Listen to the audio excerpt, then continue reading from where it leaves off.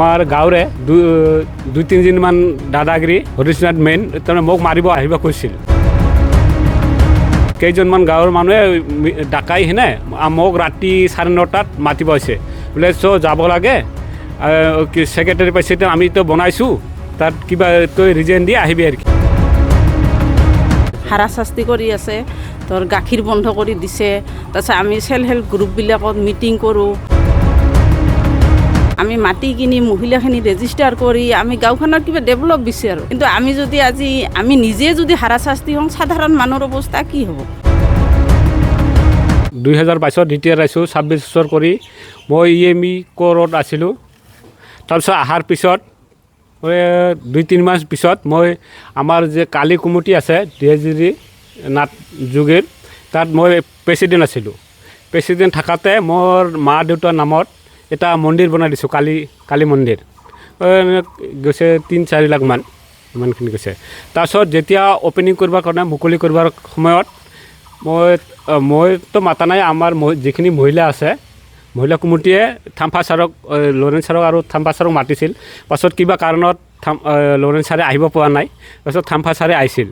অহাৰ পিছত মুকলি কৰিবৰ সময়ত আমাৰ গাঁৱৰে দুই তিনিজনমান দাদাগিৰি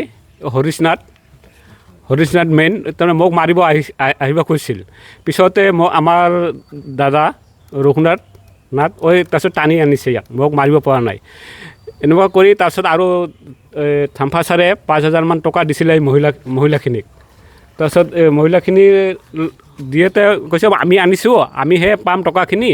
তাৰপিছত ছেক্ৰেটাৰীৰ লগত মহিলাখিনিৰ অলপ কাজিয়া হ'ল আৰু কি, বোলে মহিলাখিনিয়ে কৈছে বোলে আমি আনিছোঁ, টকাটো তুমি কেনেকৈ পোৱা, আমিহে পাম। এনেকুৱা হৈছে কাজিয়া। তাৰপিছত এনেকুৱা কাজিয়া হয়, পূজা থূজা হৈ গ'ল।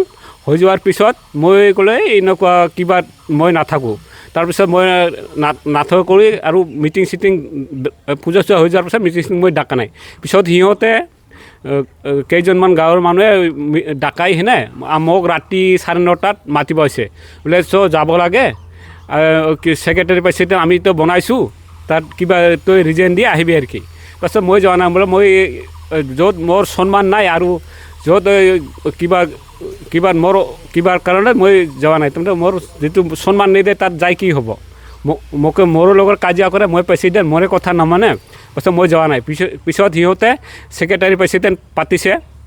তাৰপিছত সিহঁতে কিনি ৰুল বনাইছে, মাহতে কমচে কম 10-12 মান মিটিং কৰে। মোৰ ডিউটি থাকে, মই যাব নোৱাৰোঁ। পিছত সিহঁতে ফাইন লগায়। তাৰপিছত আৰু এনেকুৱা মানুহ মৰিলে ধাবাব বা জ্বলাব যাব লাগে, সেই সময়ত নগ'লে তাৰপিছত ফাইন দিব লাগে আৰু কি। ফাইন দিব লাগে আৰু মই নাথাকিলে মিছেছৰ আগত ধমকাই হেনে যায় কেইজনমান গাঁৱৰ মানুহে দাদাগিৰি মতন। ডিউটি থাকিলেও যাব লাগে। মই কোনে যাব? ক'লে তোৰ ল'ৰা যাব, মোৰ ল'ৰাটো মোৰ থ'ব নাযাব। মই এনেকুৱা কৈছে আৰু কি পিছত তাৰ কাৰণে সিহঁতে কৈছে বোলে কি ফাইন দিব লাগিব, জৰিমনা দিব লাগিব। এতিয়া মাহতে 10-12 বাৰ মিটিং পাতে, মোৰতো ডিউটি থাকে, মই যাব নোৱাৰোঁ। তাৰ পিছত সিহঁতে কৈছে তোক আলগা কৰি থৈছে, মোক 17 তাৰিখৰ পৰা আলগা কৰি থৈছে আৰু কি। আমাৰ ঘৰত কোনোবা আহিলে 5,001 টকা জৰিমনা দিব লাগিব। মানে গাঁৱৰ পৰা বয়কট কৰিছে আৰু কি। ভয় হৈ আছে। হয়তো মই চাকৰি কৰোঁ, ৰাতি 9-10 আহোঁ, কেতিয়াবা মাৰিবও পাৰে। এইটোৰ কাৰণে মই সুৰক্ষা লাগে আৰু কি। ল'ৰা ক'ত থাকে এতিয়া? মোৰ ল'ৰা কিবা থাকে কি বেতবাৰী, তোৰা মেইন ব্ৰাঞ্চ, তাৰ বেতবাৰীত থাকে SBI ব্ৰাঞ্চত। আৰু এজন ঘৰতে আছে। গাঁওবুঢ়াটো কি নাম বুলি কৈছে? হৰিশচন্দ্ৰ নাথ। অৰিজিনেল গাঁওবুঢ়া নহয়, এই আমাৰ এই নাথ কেইঘৰ আছে যে ইহঁতৰ গাঁওবুঢ়া আছে ৰাজবংশী। আপুনি কি বিচাৰে এতিয়া? মই এতিয়া নাই বিচাৰোঁ, মোক যে হেৰেছমেণ্ট কৰিছে এইটো মই নাই বিচাৰোঁ। কিবা পানিছমেণ্ট পাব লাগিব ইয়াক, মোক যেনেকুৱা কৰিছে ইয়াক কৰে। আপুনি আগতে কিবা ছাৰ্ভিচ কৰিছিল? মই আৰ্মি কৰিছোঁ, ইণ্ডিয়ান আৰ্মিৰ পৰা আহিছোঁ 26 বছৰ কৰি 2022 আগষ্ট মাহত। কিমান দিনৰ পৰা এনেকুৱা চলি আছে? এইটো এবছৰ হয় আৰু।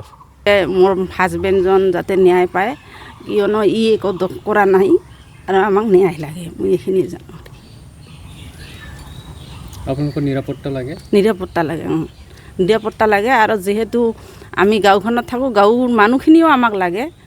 আমি একেলগে আজি হওক পিছতো হ'লেও থাকিব লাগিব কিন্তু ইহঁতে আমি যে মীমাংসা কৰিম কোনো এখন তেনেকুৱা আমাক চাৰিওফালে পাৰে বেৰি লৈছে আমি কোনো ৰাস্তা বিচাৰি নাপাওঁ এইকাৰণে আমি আইনৰ আশ্ৰয় ল'ব লগা হৈছে পুৰা হাৰাশাস্তি কৰি আছে হাৰাশাস্তি কৰি আছে ধৰ গাখীৰ বন্ধ কৰি দিছে তাৰপিছত আমি চেল্ফ হেল্প গ্ৰুপবিলাকত মিটিং কৰোঁ ধৰ মই নিজেও মহিলাৰ এজন কিবা প্ৰেচিডেণ্ট আছিলোঁ আমি মাটি কিনি মহিলাখিনি ৰেজিষ্টাৰ কৰি আমি গাঁওখনৰ কিবা ডেভেলপ বিচাৰোঁ কিন্তু আমি যদি আজি আমি নিজে যদি হাৰাশাস্তি হওঁ সাধাৰণ মানুহৰ অৱস্থা কি হ'ব আমি যদি আজি গাঁওখনত থাকি আমি সুখ শান্তি জীয়াই থাকিব নাপাওঁ তাহলে তেনেকুৱা গাঁও কি কাৰণত লাগে আমাক এইখিনিয়ে লাগে আৰু আপোনালোকৰ যিবিলাক সম্বন্ধীয় মানুহ আছে ভাই ককাই আছে সেইবিলাকত যাব পাৰে না তেওঁলোকৰ ঘৰত যাব পাৰে নোৱাৰে মা অকল আহে আৰু কোনেও নাহে গাঁৱৰ আপোনালোকৰ গাঁৱৰ বংশ পৰিয়াল কোনেও নাহে কিয়নো ইহঁতক ভাবুকি দিছে গ'লে 5,001 টকা কয় আমি যদি তহঁতৰ ঘৰত গ'লে 5,001 টকা দিব পাওঁ আমিতো